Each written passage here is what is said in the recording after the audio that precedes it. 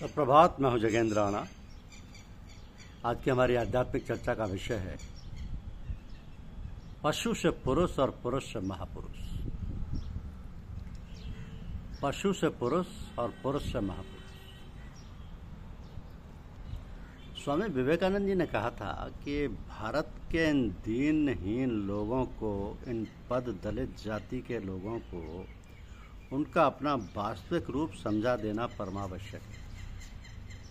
जात पात का भेद छोड़कर, कमजोर और मजबूत का विचार छोड़कर हर एक स्त्री पुरुष को, प्रत्येक बालक बालिका को ये संदेश सुनाओ और सिखाओ कि ऊंच नीच, अमीर गरीब और बड़े छोटे सभी में उसी एक अनंत आत्मा का निवास है जो सर्वव्यापी है। इसलिए सभी लोग महान तथा सभी लोग साधु हो सकते हैं। सबसे सुंदर और बढ़िया प्रमाणित और मान्य मार्ग वही हो सकता है जो प्रकृति के नियमों के अनुकूल होकर उससे अधिक मिलता जुलता हो। तो हिंदू धर्म में इसकी अति ही उत्तम शिक्षा और सार तत्व गीता में बताए गए, जो खींचातानी करके समूल्य पुस्तक का निर्माण प्रत्येक धर्म अपने सिद्धांतों पर और नियमों पर देता है, किंतु उसकी जानकारी होना आवश्यक है। वास्तव में गीता के उपदेश के अनुसार कर्म, भक्ति और ज्ञान का संबंध तीनों शरीरों से, स्थूल, सूक्ष्म और कारण से है। और शरीर के छह चक्र ही 6 अध्यायों में श्री कृष्ण जी ने अर्जुन के खोले। तो श्री गुरुदेव की अद्भुत शक्ति और महिमा इस घोर कलयुग के समय आप देख सकते हैं। तो वो जो कुछ कहते हैं उसके अंतर में पहुंचा भी देते हैं। अंतर के स्थान यानी चक्र उसे कहने और समझाने से कैसे प्रकाशमान और प्रकायमान होकर अपना काम करने लगते हैं, इसका साक्ष्य वही ठीक से दे सकते हैं। तो गुरुदेव के चरणों में बैठने और शिक्षा प्राप्त करने का सौभाग्य प्राप्त होना चाहिए।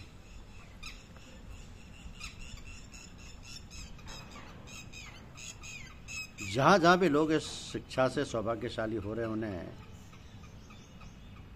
ये सौभाग्य प्राप्त होता है। सद्गुरु वास्तव में वो है जो अपना सा बना दे। औषधि बताने वाले और देने वाले और रोगी को निरोग करने वाले वैद्य और डॉक्टर माने जाते हैं, क्योंकि जो रोगी को अच्छा करके कुशल वैद्य और डॉक्टर बना दे, उसकी महिमा और कृतज्ञता का क्या कहना है। आप ऐसे ही महाशक्तिशाली और पूर्ण परोपकारी थे। ईश्वर उनकी दया व कृपा हमारे ऊपर सदा अधिक अधिक रखे और हमारे ऊपर उनका प्रेम उनके चरणों में अधिक रहे। किसी बात को करते रहना कर्मयोग है। किसी बात को विवेक और बुद्धि द्वारा जान लेना और समझ लेना ज्ञान है। किसी बात से प्रेम और आसक्ति हो जाना भक्ति है।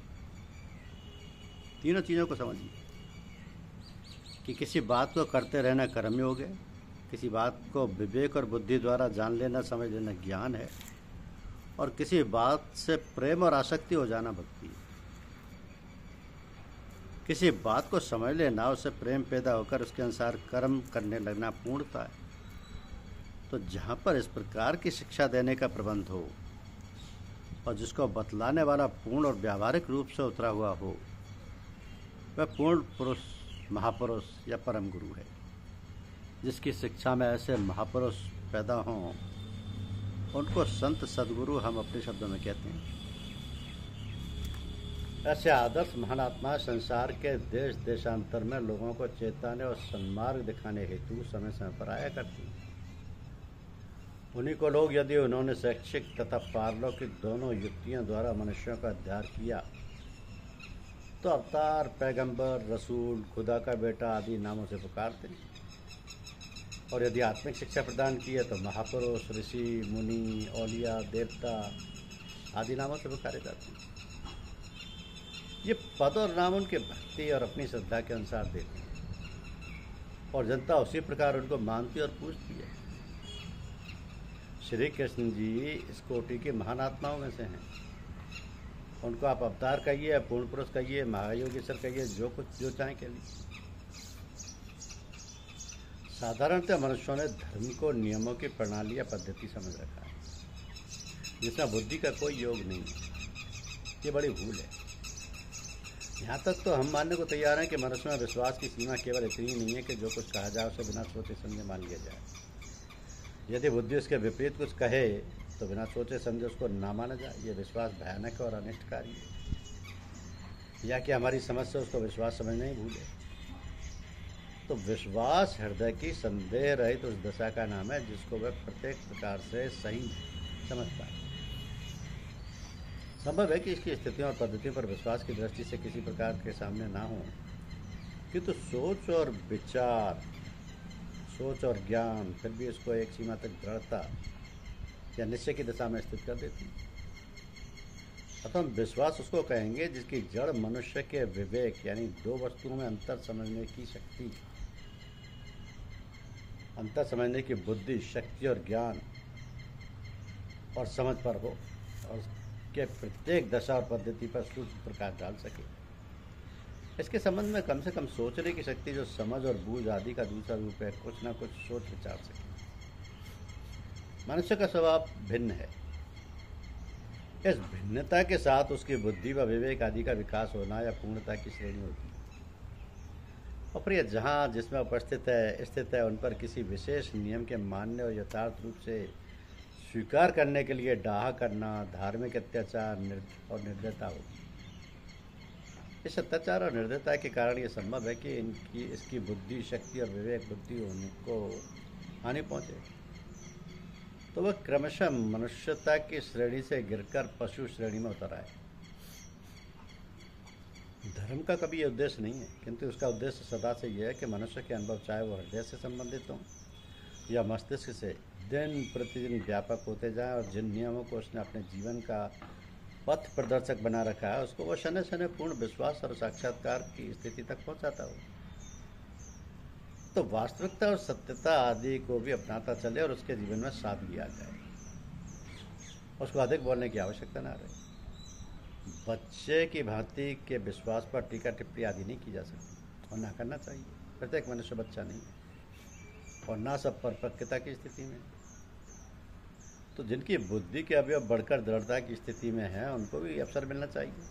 वह स्वयं भी समझाते और समाज सुधार करने और प्रत्येक बात को बुद्धि की तराजू पर तोलते हुए से लाभान्वित होते हुए चलते, जिससे जीवन का लक्ष्य उनके हाथ आता। तो जो धर्म अपने अनुयायियों की आंख में पट्टी बांधने और उनकी बुद्धि और शिक्षा के लाभ से दूर करने का प्रबंध करता है, वो ना तो धर्म है और ना उस धर्म से लाभान्वित हो सकने की आशा की जा सकती, ना उसकी कोई आशा की जा सकती।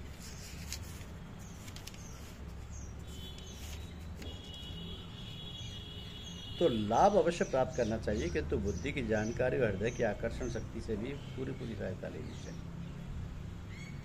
यदि किसी को कोई बात किसी प्रकार समझ में नहीं आती है, उसे सोचने की स्थिति में छोड़ देना चाहिए। समय आने पर उससे लाभ प्राप्त करने का अवसर मिलता रहेगा। जहाँ तक इसकी बात समझ में आती जाए वहाँ तक स्वीकार कर लो, शेष को आगे के लिए लाभान्वित होने के लिए छोड़ दो। तो बुद्धि की परिपक्वता और वास्तविकता, सूक्ष्मता की पूर्णता के साथ साथ समय आने पर ही कुछ होगा। इस प्राप्त की जानकारी की हुई बातों पर ही विशेष दृढ़ता नहीं अपनाई जाती। जो भी दृढ़ता अपनाई जाती है और स्वयं की अपनी निरख परख, स्वयं के सोचने विचारने पर, क्योंकि उसकी सहायता से मनुष्य जीवन के अनगिनत वर्षों से इस मंडल पर कार्य कर रही है।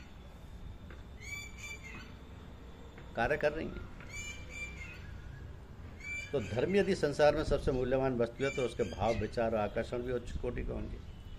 धर्म मनुष्य को गुणवान और प्रशंसित बना देता है। वह पशुवत से मानव और मानव से महामानव या महापुरुष बना देता है, पर पूर्ण पुरुष बना देता है।